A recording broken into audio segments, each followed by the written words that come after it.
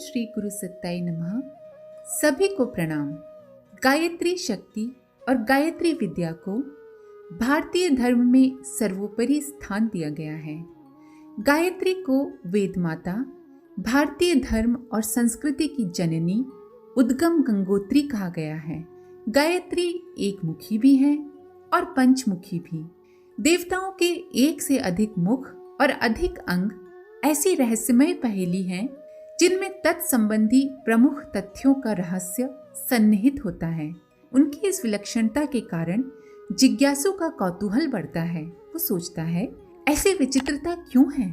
इतने सारे मुख, इतने सारे हाथ। अध्यात्म कक्षा का विद्यार्थी अधिक मुख वाले, अधिक भुजाओं वाले देवताओं को समझने के लिए जब उत्सुक होता है तो उसे वे अद्भुत बातें सहज ही विदित हो जाती हैं जो उस दिव्य महाशक्ति से संबद्ध है।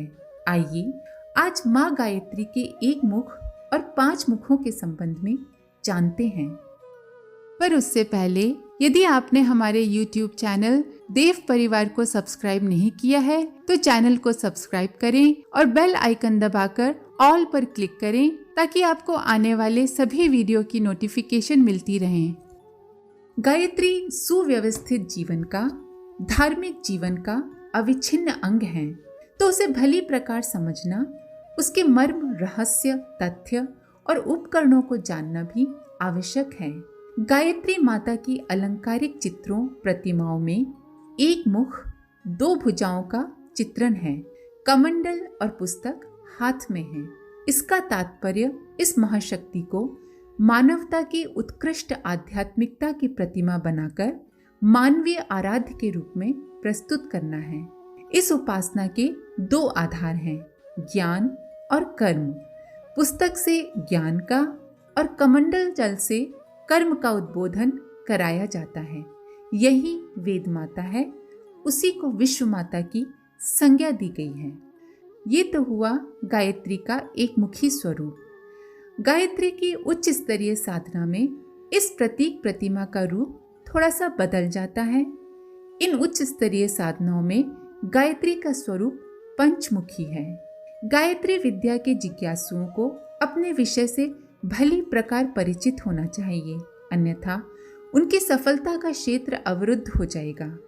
ऋषियों ने गायत्री के 5 मुख बनाकर हमें बताया है कि इस महाशक्ति के अंतर्गत 5 तथ्य ऐसे हैं जिनको जानकर और उनका ठीक प्रकार अवगाहन करके इस दुस्तर संसार से पार हुआ जा सकता है। माँ गायत्री की 5 मुख और 10 भुजा वाली प्रतिमा में कई संकेत हैं। 10 भुजाएं 10 इंद्रियों की सूक्ष्म शक्ति का संकेत करती हैं और बताती हैं कि उनकी संग्रहित एवं दिव्य सामर्थ्य गायत्री माता की समर्थ भुजाओं के समतुल्य हैं। 10 दिशाओं में उसकी व्यापकता भरी हुई है। 10 दिक्पाल, 10 दिग्राज पृथ्वी का संरक्षण करते माने गए हैं। गायत्री की 10 भुजाएं ही 10 दिक्पाल हैं। उनमें दिए हुए विविध आयुधों से ये पता चलता है कि वह सामर्थ्य कितने प्रकार की धाराएं प्रवाहित करती एवं कितने क्षेत्रों को प्रभावित करती हैं। गायत्री के 5 मुख वास्तव में 5 भाग हैं।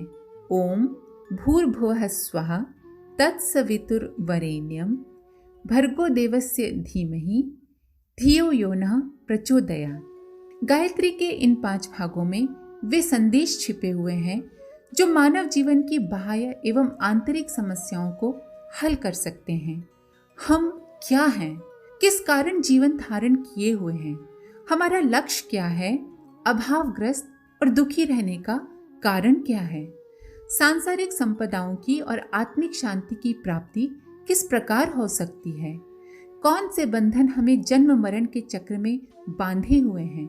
किस उपाय से छुटकारा मिल सकता है? अनंत आनंद का उद्गम कहाँ है? विश्व क्या है? संसार का और हमारा क्या संबंध है? जन्म मृत्यु के त्रासदायक चक्र को कैसे तोड़ा जा सकता है? आदि जटिल प्रश्नों के सरल उत्तर उपरोक्त 5 भागों में मौजूद हैं। जिसे जानकर और कुछ जानना शेष नहीं रह जाता, वह विद्या गायत्री विद्या है। 4 वेद और 5वां यज्ञ, ये पांचों ही गायत्री के 5 मुख हैं जिनमें समस्त ज्ञान, विज्ञान और धर्म कर्म बीज रूप से केंद्रीभूत हो रहा है। उच्च स्तरीय साधना में पंचमुखी गायत्री प्रतिमा में पंचकोशी गायत्री उपासना की आवश्यकता का संकेत है। यही पंचकोश अंतर्जगत के 5 देव, 5 प्राण, 5 महान सद्गुण, पंचाग्नि, पंच तत्व या आत्मसत्ता के 5 कलेवर आदि कहे जाते हैं। पंच कोशों की साधना से उन्हें जागृत और सिद्ध कर लेने से जीवन में अनेकानेक संपत्तियों और विभूतियों के अवतरण का रहस्योद्घाटन किया गया है। 5 प्राणों को चेतना की 5 धाराएं, चिंतन की प्रखरताएं कहा गया है। चेतना की उत्कृष्टता इन्हीं के आधार पर बढ़ती और प्रचंड होती है। प्राण विद्या गायत्री विद्या का ही एक अंग है। गायत्री शब्द का अर्थ भी गय अर्थात प्राण, त्रि अर्थात त्राता अर्थात प्राण शक्ति का परित्राण करने वाली, यानी कि प्राण शक्ति की रक्षा करने वाली दिव्य क्षमता के रूप में किया गया है। मानव शरीर 5 तत्वों से बना हुआ है। मिट्टी, पानी, हवा, अग्नि और आकाश के सम्मिश्रण से देह बनती है। गायत्री के 5 मुख बताते हैं कि ये शरीर और कुछ नहीं, केवल पंचभूतों के जड़ परमाणुओं का सम्मिश्रण मात्र है। यह हमारे लिए अत्यंत उपयोगी औजार, सेवक एवं वाहन है। अपने आप को शरीर समझ बैठना भारी भूल है। इस भूल को ही माया या अविद्या कहते हैं। शरीर का एवं संसार का वास्तविक रूप समझ लेने पर जीव मोह निद्रा से उठता है और आत्म कल्याण की ओर लगता है। 5 मुखों का एक संदेश ये है कि पंच तत्वों से बने पदार्थों को, जिसमें हमारा शरीर भी है, केवल उपयोग की वस्तु समझें। उसमें लिप्त, तन्मय, आसक्त या मोहग्रस्त न हो। स्थूल रूप में ये 5 तत्व पैरों तले रौंदी जाने वाली मिट्टी, कपड़े धोने के लिए काम आने वाला पानी, चूल्हे में जलने वाली आग, पोला आकाश और उसमें फिरने वाली हवा के रूप में देखे जाते हैं। पर यदि उनकी सूक्ष्म क्षमता पर गहराई से दृष्टि डाली जाए तो पता चलेगा कि इन तत्वों के नगण्य से परमाणु, छोटा सा छोटा परमाणु तक कितनी अद्भुत शक्ति अपने में धारण किए बैठा है।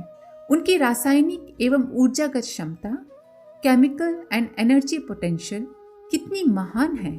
पंच तत्वों अर्थात जल, पृथ्वी, वायु, आकाश, अग्नि से बना ये स्थूल जगत और उनकी तन्मात्राओं, तन्मात्रा अर्थात शब्द, स्पर्श, रूप, रस और गंध, इनसे बना सूक्ष्म जगत कितना अद्भुत, कितना रहस्यमय है। ये समझने का प्रयत्न किया जाए तो बुद्धि थक कर उसे विराट ब्रह्म की साकार प्रतिमा मानकर ही संतोष करती है। उन 5 तत्वों के अद्भुत रहस्यों का संकेत गायत्री के 5 मुखों में बताया गया है और समझाया गया है कि यदि इन 5 तत्वों का ठीक प्रकार उपयोग, परिष्कार किया जा सके तो उसका प्रतिफल प्रत्यक्ष 5 देवों की उपासना जैसा हो सकता है। पृथ्वी, अग्नि, जल, वायु, आकाश, इन 5 देवताओं को पौराणिक कथा प्रसंगों में उच्च स्तरीय क्षमता संपन्न बताया गया है। कुंती ने इन्हीं 5 देवताओं की आराधना करके 5 देवोपम पुत्र रत्न पाए थे। पंचमुखी, पंचकोशी उच्च स्तरीय गायत्री उपासना में तत्व दर्शन की, तत्व साधना की गरिमा का संकेत है। मानव सत्ता के 3 शरीर हैं, कारण, सूक्ष्म और स्थूल। कारण शरीर में 5 संवेदनाएं, आंख, नाक, कान, त्वचा और जीभ। सूक्ष्म शरीर में 5 प्राण चेतनाएं और स्थूल शरीर में 5 शक्ति धाराएं विद्यमान हैं। गायत्री के 5 मुखों का दूसरा संकेत आत्मा के 5 कोशों की ओर है। 5 देवों में भवानी, गणेश, ब्रह्मा, विष्णु और महेश की गणना होती है। इन्हें क्रमशः बलिष्ठता, बुद्धिमत्ता, उपार्जन शक्ति, अभिवर्धन पराक्रम एवं परिवर्तन की प्रखरता कह सकते हैं। ये 5 देवता ब्रह्मांड व्यापी ईश्वरीय दिव्य शक्तियों के रूप में संव्याप्त हैं, सृष्टि संतुलन एवं संचालन में योगदान करते हैं। यही 5 शक्तियां आत्मसत्ता में भी विद्यमान हैं और इस छोटे ब्रह्मांड को सुखी समुन्नत बनाने का उत्तरदायित्व संभालते हैं। इन्हें 5 कोशों में सन्निहित अंतर जगत के 5 देव कहा जा सकता है।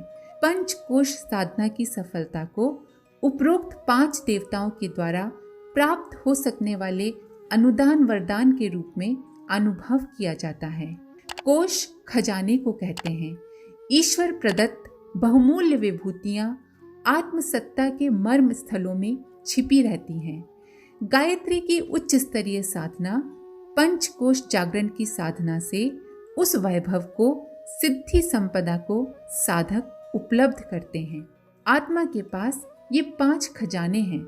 सिद्ध किए हुए पंचकोश के द्वारा ऐसी अगणित संपदाएं, सुख सुविधाएं मिलती हैं जिनको पाकर इसी जीवन में स्वर्गीय आनंद की उपलब्धि होती है।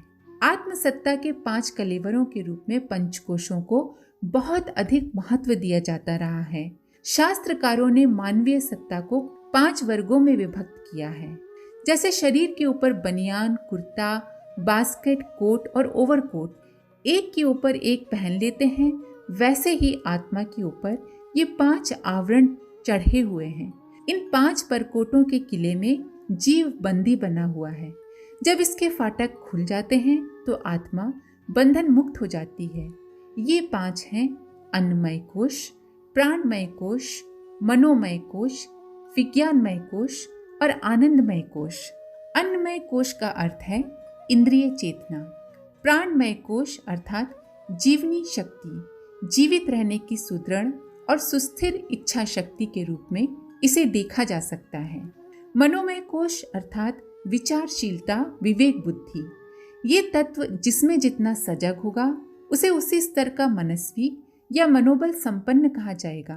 मनोमय कोश के व्याख्याकारों ने उसे दूरदर्शिता, तर्क प्रखरता एवं विवेकशीलता के रूप में विस्तार पूर्वक समझाया है।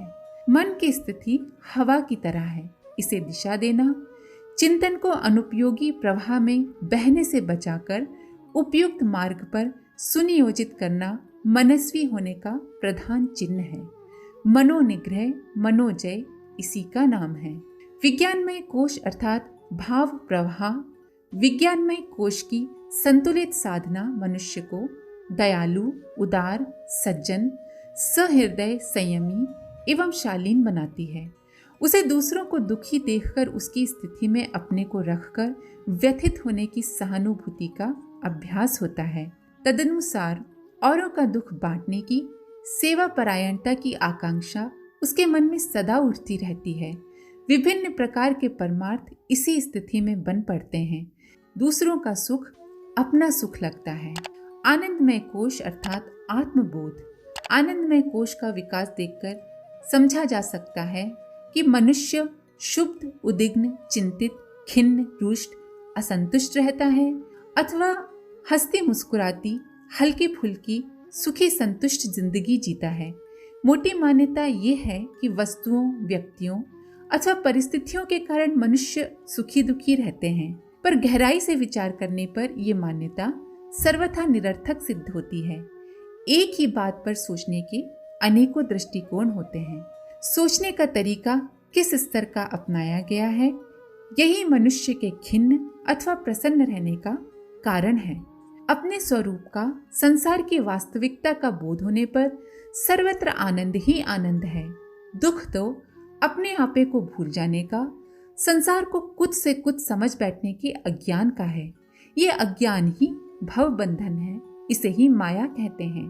प्राणी त्रिविध ताप इसी नरक की आग में जलने से सहता है। सच्चिदानंद परमात्मा के इस सुरम्य नंदन वन जैसे उद्यान में दुख का एक कण भी नहीं। दुखी तो हम केवल अपने दृष्टि दोष के कारण होते हैं। वस्तुतः व्यक्ति और परिस्थिति का विकृत रूप देखकर ही डरते और भयभीत होते हैं। यदि ये दोष दृष्टि सुधर जाए तो मिथ्या आभास के कारण उत्पन्न हुई भ्रांति का निवारण होने में देर नहीं लगेगी और आत्मा की निरंतर आनंद उल्लास से परिपूर्ण, परितृप्त रहने की स्थिति बनी रहेगी। 5 कोशों की भावनात्मक पृष्ठभूमि यही है। इन्हीं कसौटियों पर कसकर किसी व्यक्ति की आंतरिक स्थिति के बारे में जाना जा सकता है कि वह आत्मिक दृष्टि से कितना गिरा पिछड़ा है अथवा कितना उठा हुआ और विकसित है। 5 तत्व, 5 कोश, 5 ज्ञानेंद्रियां, 5 कर्मेंद्रियां, 5 प्राण, 5 उपप्राण, 5 तन्मात्राएं, 5 यज्ञ, 5 देव, 5 योग, 5 अग्नि, 5 अंग, 5 वर्ण, 5 स्थिति, 5 अवस्था, 5 शूल, 5 क्लेश आदि अनेक पंचक गायत्री के 5 मुखों से संबंधित हैं और इनको सिद्ध करने वाले पुरुषार्थी व्यक्ति ऋषि, राजर्षि, ब्रह्मर्षि, महर्षि और देवर्षि कहलाते हैं। आज के लिए इतना ही। आप सभी का बहुत बहुत धन्यवाद। ओम शांति। हमारे YouTube चैनल को सब्सक्राइब करें और बेल आइकन को दबाकर ऑल पर क्लिक करें ताकि नोटिफिकेशंस आपको मिलती रहें।